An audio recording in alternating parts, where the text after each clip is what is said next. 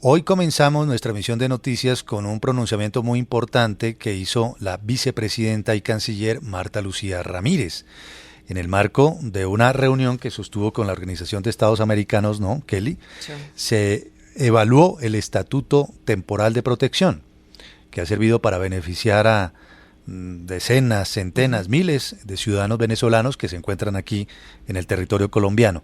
Pero hizo una afirmación: Colombia no tiene capacidad para seguir recibiendo migrantes. Sí, no, el pedido que hacía la canciller es directamente a la Organización de Estados Americanos y que incluso esta semana, Juan Manuel, recordemos, lo hizo el presidente Iván Duque frente a la Comisión Europea. La Unión Europea ha ayudado mucho, ha dado varios recursos desde el inicio del proceso del Estatuto de Protección Temporal, pero obviamente decía el presidente Duque no es suficiente porque Colombia es el primer país receptor de la migración venezolana.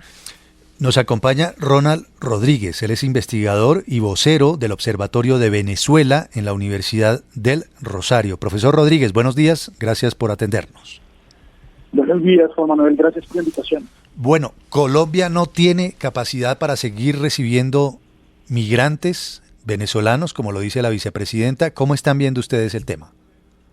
Bueno, yo creo que lo primero es, hay que revisar la declaración completa de la canciller, porque en efecto se toman dos de las afirmaciones que hace la canciller, que hace parte de una argumentación que viene manejando el Estado colombiano, un poco para tratar de acelerar los recursos de la comunidad internacional frente al tema migratorio.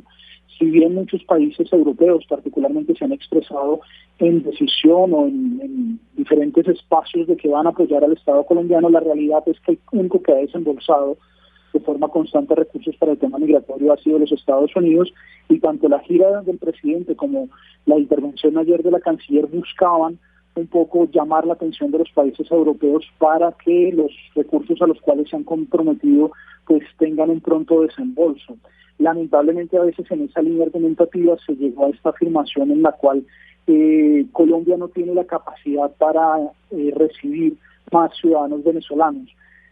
Lo primero que hay que decir es que el tema de la migración no es una cuestión de bondad del Estado colombiano, no es un acto de generosidad del país, es una realidad que vivimos y que podríamos tomar dos alternativas. Uno, negarnos a atenderlo y asumir posiciones como las que asumió en su momento Donald Trump en Estados Unidos, o como incluso lo vimos en la campaña en Chile, cuando el candidato Cas decía que había que abrir zanjas para que los venezolanos no se pasaran, y tratar de bloquear un fenómeno que realmente no podemos bloquear. Nuestros 2.219 kilómetros de frontera hacen imposible que nosotros podamos contener la migración venezolana.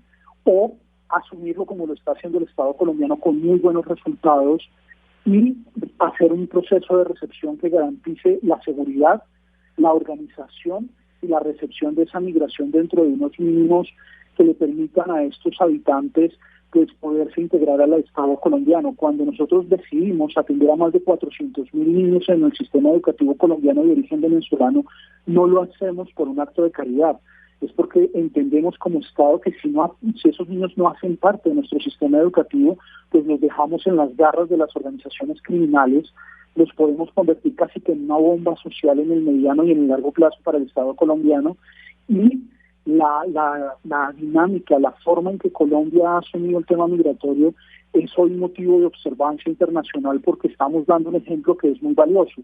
Lamentablemente, pues el argumento que trató de expresar la canciller lo hace de forma un poco torpe y es extrapolado, es extraído de toda su declaración en la cual se hablaba de los principios de humanidad y de corresponsabilidad, sobre todo con países en América Latina, y sobre todo mandándole la puya a Chile, a Perú, a Ecuador, que han cambiado, han transformado sus políticas migratorias. Ahorita en Chile están enviando tropas a la zona de frontera para evitar el paso Sí. de migrantes y en una dinámica de securitización.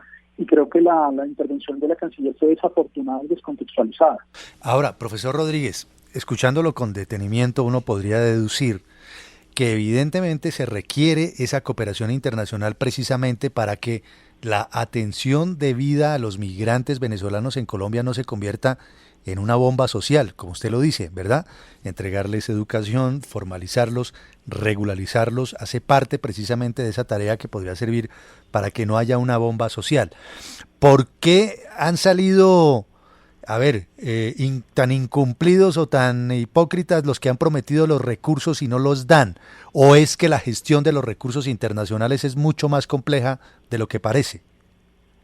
En efecto, creo que el principal problema se desprende de las características del fenómeno de movilidad humana y de las dinámicas que exige la cooperación internacional para entregar los recursos. Por ejemplo, algunas de las agencias de cooperación para poder desembolsar los recursos exigen unas dinámicas de evidencia donde el migrante firme con número de documento que ha recibido determinada ayuda y ahí empezamos a tener problemas porque muchos de los migrantes ni siquiera tienen un documento.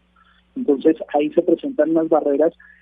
Pongo el ejemplo del Comedor Divina Providencia. El Comedor Divina Providencia, que fue este ejercicio que se hizo en Cúcuta para darle alimento a los colombianos y venezolanos que venían del hermano país, pues en un momento determinado le dice a la cooperación internacional: mire, yo prefiero que usted me ponga las toneladas de arroz a que me ponga a llenar un montón de listas de cada uno de los almuerzos que entrego, porque estamos atendiendo a miles de personas y yo no le puedo pedir a una persona que empiece a llenar una lista, porque al llenar esa lista retraso la posibilidad de darle alimento a esas personas. Entonces, este fenómeno por la dimensión, cuando nosotros hablamos de la migración proveniente de Venezuela, estamos hablando de más de 1.800.000 ciudadanos venezolanos en nuestro territorio. Esto es una de las políticas sociales de más dimensión en la región, de mayor volumen, y a veces las prácticas, las rutinas, las exigencias que hace la cooperación internacional para desembolsar los recursos no se ajustan a la realidad. Para muchos es más fácil cuando ven el fenómeno en otras localidades del mundo y dicen: no, pues los metemos en un campamento de refugiados. En Colombia la dinámica de los campamentos de refugiados no funcionan por la naturaleza del fenómeno y obviamente pues esto hace que muchas de estas organizaciones estén tratando de modificar sus procedimientos, que se demore el desembolso.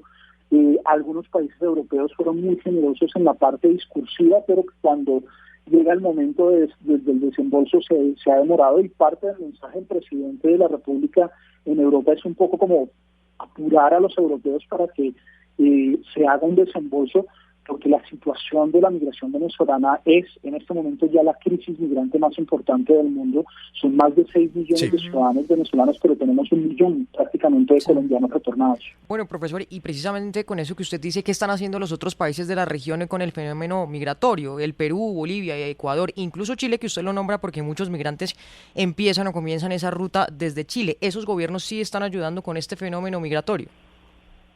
Lamentablemente no, y hay que decir que falta coordinación regional para el tema migratorio.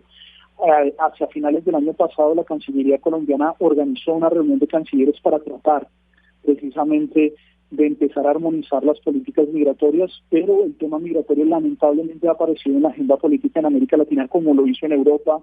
El crecimiento, por ejemplo, de Alternativa para Alemania, un partido de extrema derecha en contra de la migración, el mismo caso que vimos en Estados Unidos con Donald Trump.